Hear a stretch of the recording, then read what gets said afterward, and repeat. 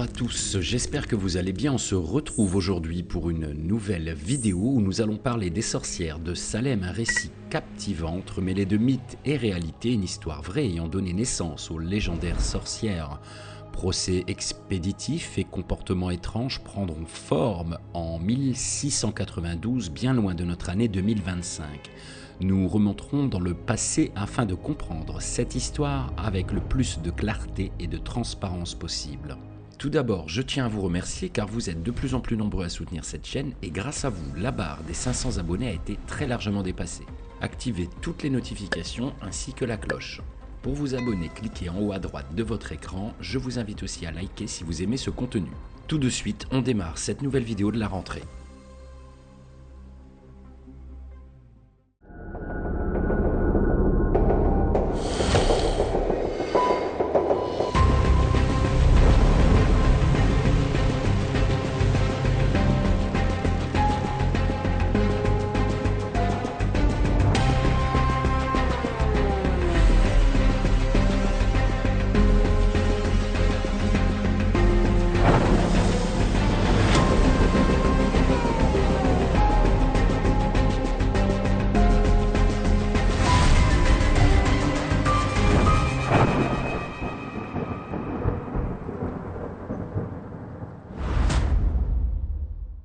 Direction le Massachusetts, aux États-Unis où l'histoire débute. Nous sommes au XVIIe siècle, à Salem Village, aujourd'hui appelé Danvers, à ne pas confondre avec la ville de Salem non loin de là. Village agricole en conflit avec la ville de Salem Town, une ville plus riche marquée par des rivalités économiques et politiques profondes, sans compter les tensions religieuses entre les puritains stricts et la minorité chrétienne. Un village instable, constamment menacé par la guerre avec les Amérindiens. Revenons à Salem où le pasteur Samuel Parris installe un climat de forte piété, ferveur et obligation à la lettre mêlant querelles personnelles et tensions exacerbées. C'est alors que commencent les événements survenus à Salem en 1692.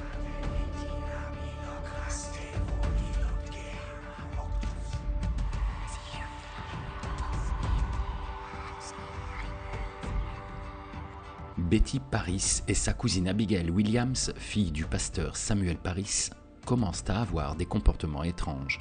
Convulsions, cris, visions. Les médecins concluent à une cause surnaturelle.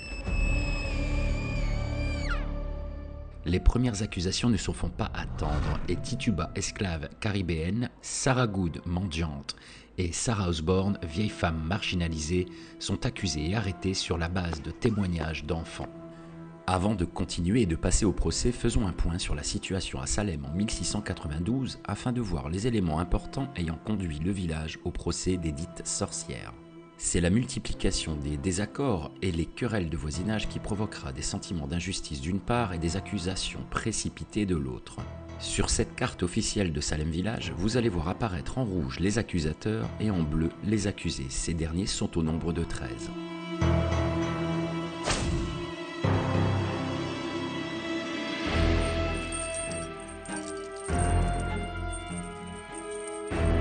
Le juge est assis sur une estrade. Rebecca Nurse est debout, menottée. Abigail est à sa droite, le regard brûlant. Rebecca Nurse, vous êtes accusée d'avoir pactisé avec le diable. Que répondez-vous à ces accusations? Je suis une servante de Dieu. Je n'ai jamais prononcé de maléfice, ni invoqué de démons. Ces accusations sont des mensonges. Et pourtant, plusieurs enfants vous ont vu dans leur vision. Abigail Williams, dites au tribunal ce que vous avez vu. Elle est venue dans ma chambre, son spectre m'a pincé, m'a soufflé des mots impies. Elle vole dans les airs comme une corneille noire. Ce sont des illusions, des jeux d'enfants. Je suis vieille, je ne peux même monter les escaliers sans aide. Le diable donne force à ses serviteurs. Votre faiblesse physique ne vous innocente pas. Avez-vous des témoins pour votre défense? Mon Dieu est mon témoin. Mais ici même la vérité semble condamnable. Elle est là. Son spectre me touche encore. Elle veut me faire taire. Cela suffit. Le mal est parmi nous. Il faut le purger. Rebecca Nurse, vous serez pendue à l'aube. Que Dieu ait pitié de votre âme. les tribunaux acceptent les preuves spectrales, c'est-à-dire les visions ou apparitions dans les rêves comme preuve de culpabilité, faisant preuve de méthodes douteuses. Le procès donnera suite à 200 accusations et des gens mourront. 19 personnes seront exécutées par pendaison, une par écrasement et plusieurs perdront la vie en prison. Ici, je vous montre la déposition officielle d'Abigail Williams, enregistrée le 10 mai 1692. Souvenez-vous, elle est la nièce du révérend Parris. Elle contribue à conduire George Jacobs Sr. sur l'échafaud en août. Ce dernier, un vieillard de 72 ans, est accusé d'être un épouvantable sorcier par sa propre petite-fille. À l'époque, une méthode fiable pour épingler les sorciers repose sur la présence de la marque du diable sur le corps du suspect. Grain de beauté, tache de naissance, malformation, comportement étrange, tant de raisons pour dire que quelqu'un pratiquait la sorcellerie. Le site officiel de la ville propose de nombreuses informations et met en avant l'historique de Feu Salem Village à travers les récits et les écrits. Des visites sont même proposées sur place, la ville disposant encore de certaines infrastructures d'époque. Quelques années après les procès pour sorcellerie, les langues se délitent enfin.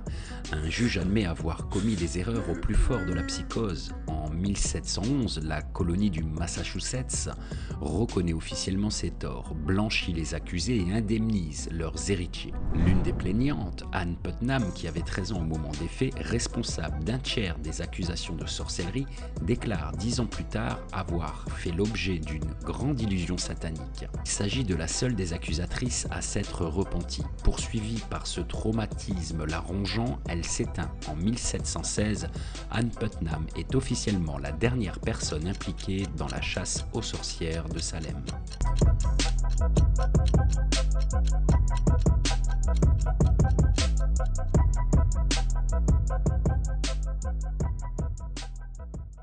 De nos jours, les histoires de sorcières existent toujours et à jamais.